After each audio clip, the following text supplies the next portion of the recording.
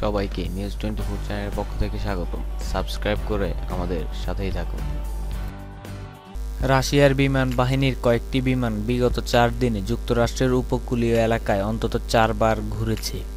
এ সময় ধাওয়া দিয়ে তাদের সরিয়ে দেয় যুক্তরাষ্ট্র ও কানাডার সামরিক বিমান, তবে এতে বড় ধরনের কোনো দুর্ঘটনা ঘটেনি।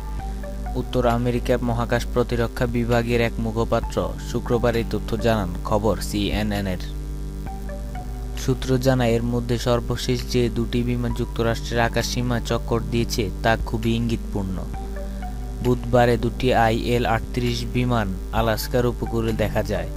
এই বিমানগুলো সাধারণত সামুদ্রিক বিমান হামলার কাজে ব্যবহৃত হয়। একদিন পরে বৃহস্পতিবার আরও দুটি Tu-95 বিমান একই এলাকায় চক্কর দেয়। এই ধরনের রুশ বিমান পারমাণবিক বোমা বহন করতে সক্ষম।